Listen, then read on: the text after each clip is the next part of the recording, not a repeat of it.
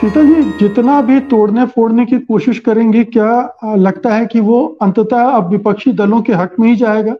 क्योंकि ये तो इस आज की गैदरिंग से एक मैसेज तो बिल्कुल साफ साफ चला गया कि हम एक हैं। मतभेद होंगे, उनको सुलझाया जाएगा। और ये सारे मोदी पीड़ित लोग हैं, सब भुगत रहे हैं मोदी को, चाहे केजरीवाल हो, चाहे ममता बनर्जी हो। राहुल गांधी तो भुगत ही रहे हैं, पार्लियामेंट से बाहर हो गए। इनका एक होना इनकी मजबूरी भी है और जरूरत भी है। इनके पास कोई चारा नहीं है, इन्हें कहीं ना कहीं से फार्मूले ढूंढने पड़ेंगे, एडजस्टमेंट करना पड़ेगा। तो ये यहां तक भी अगर आए हैं तो शायद इसी वजह से आए। इसके आगे भी जाना है तो यही उनके लिए फैक्टर काम करेगा।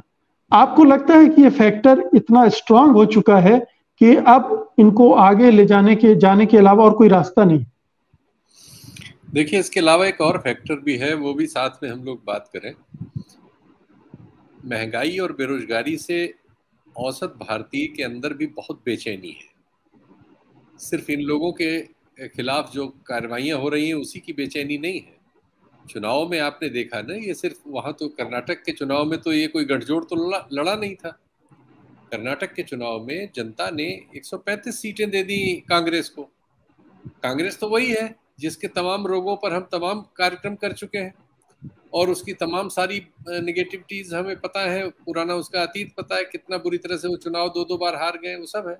लेकिन 135 सीट उसको दे दी विधानसभा में, तो कुछ जमीन के नीचे और खत बदा रहा है।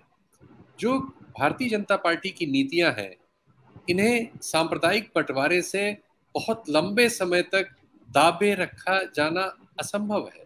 उन नीतियों से जो परिफल आ रहे हैं, बेतहाशा गरीबी बढ़ रही है, बेतहाशा बेरोजगारी बढ़ रही है, आर्थिक संकट जो है उसका असर सिर्फ एक बड़े हिस्से में ही जा रहा है जो पहले से ही परेशान है। उस सब से बेचैनी पैदा हो रही है समाज में, और ये जो लोग कर रहे हैं ये उसको स्वर देने की कोशिश है, इनकी मजबूरी भी है और वो भी है, नीचे से उनको फील आ रहा है और इस फील्ड में वो ताकत भी मौजूद है। ये समझौता होते समय कांग्रेस ने 3 राज्यों में वहां की स्थानीय लीडरशिप को शामिल करने से मना भी किया है।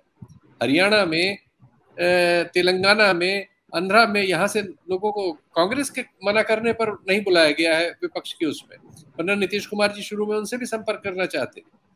तो ये फील है इन नेताओं को और उसका जो है एक चेंज उससे जनरेट हो रहा है। आज जो 2 मीटिंगें हुई, एक में 38 थे, एक में 26 थे।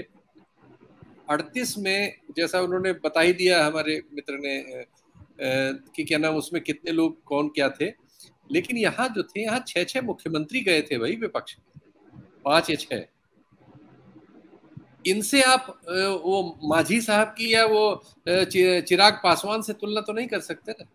सामने नजर आ रहा था कि वही मोदी जी जिन्होंने 9 साल एनडीए को डस्टबिन में डाल रखा था, 9 महीने के लिए झाड़ पोंछ के बाहर निकाला है, और अब चिराग पासवान को गले लगा रहे हैं जो अभी सड़क पे घूम रहे थे बयान देते हुए, और मांझी साहब भी लपक रहे हैं, और इस तरह के बहुत से अनाम बिहार यूपी के छोटे छोटे सोशल ग्रुप्स जो हैं उनको गले लगाने की मजबूरी है। एक एक दल के 2-2 टुकड़े भी हैं, ऐसे भी टुकड़े जो उन्हीं की वजह से हुए हैं वो भी वहां थे। ये बताता है कि इसके पहले तो नारा ये था ना कि एक अकेला मोदी जो है सब पर भारी, एक शेर कैसे उसका सब लोग मुकाबला करेंगे वगैरह, सारी बात इस पे केंद्रित थी।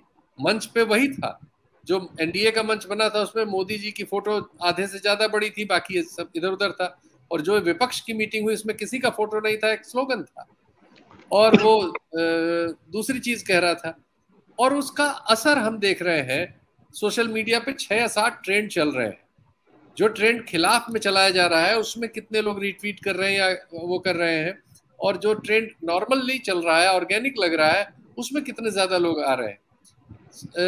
मीडिया में जो इनका ही वो सब चलाता है उसमें क्या हो रहा है, सबको आज खबर करनी पड़ रही है। आज सिर्फ यूट्यूब चैनलों पर ये खबर नहीं है या इसके बारे में चर्चा नहीं है, आज ये चर्चा सबको करनी पड़ रही है, ये दबाव बना है। और इसके बावजूद कि ऐसे ट्वीट किए गए हैं जिसमें आप उनको पत्रकार की जगह प्रवक्ता समझ सकते हैं, लेकिन ये बात करनी पड़ रही है, ये दबाव बना है न्यूज रूम्स में, अक्रॉस द मतलब स्पेक्ट्रम। दूसरे असर क्या हो रहा है, अभी 1 घंटे पहले तक हमारे असम के मुख्यमंत्री की प्रोफाइल पर मुख्यमंत्री असम कॉमा इंडिया लिखा हुआ था, 1 घंटे के भीतर उसमें कॉमा भारत हुआ है। तो एक नया नरेशन जिसकी चर्चा हुई है अभी अभी 1 घंटे के पहले, अभी मुझे किसी ने भेजा है, दोनों चित्र भेजे हैं मेरे पास है, देखिए इसमें वो इंडिया उन्होंने लिख रखा है, और इसके बाद दूसरा फोटो भी भेजा है, अब वो भारत हो गए हैं जी।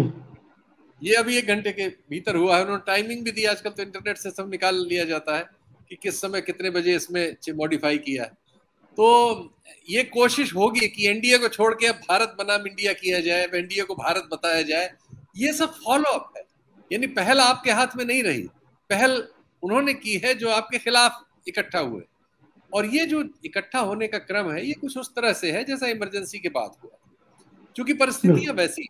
वो सारे लोग जो मुख्यमंत्री वहां पहुंचे थे उनके सबके यहाँ छापे पड़ रहे हैं। आज ही वहां पे एक मंत्री को गिरफ्तार किया गया है तमिलनाडु में, एक एमएलए के यहाँ छापे पड़े हैं, उसका विरोध किया गया है लोगों द्वारा। तो इस समय जो परिस्थितियां हैं वो घोषित न की जाए, लेकिन बिना घोषित किए हुए इमरजेंसी के दिनों की याद दिलाने के लिए काफी है, और इसलिए ये सारी चीजें इसी की ताकत में हल हो जाएंगी। इसके पहले कौन समझता था, हमारे त्यागी जी अच्छे आलोचक रहे हैं आम आदमी पार्टी और उसके कैरेक्टर के, लेकिन आज देखिए आम आदमी पार्टी वहां है और आज केजरीवाल ने बढ़िया भाषण भी दिया है।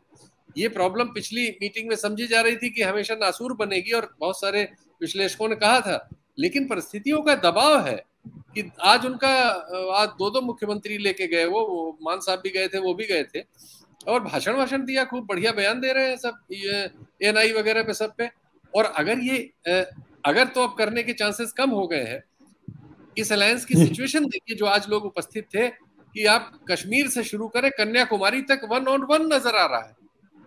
इस 1-on-1 में दिल्ली में जो 7 की 7 सीटें चली गई थी बीजेपी के लिए, आज कोई इतने दावे से कहना मुश्किल होगा कि अगर इसमें अलायंस होके लड़ते हैं कांग्रेस और आम आदमी पार्टी, तो दिल्ली में भी कठिनाई कर देंगे, पंजाब में स्वीप कर सकते हैं, कश्मीर में भी हिस्सा बांट लेंगे, हरियाणा में कांग्रेस के पक्ष में वातावरण है, इसीलिए कांग्रेस ने वहां चौटाला को उसमें आने से रोका है 2 बार की मीटिंगों में। तो ये नजर आ रहा है मध्य प्रदेश में उनके लिए बेहतर संभावनाएं हैं, ऐसे तमाम सर्वेक्षणों में आ रहा है।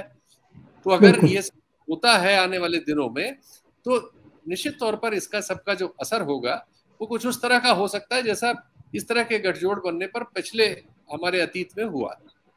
जी श्रवण जी, मुझे याद है कि आपने पटना की बैठक के पहले कहा था कि वो एक ऐतिहासिक दिन होगा।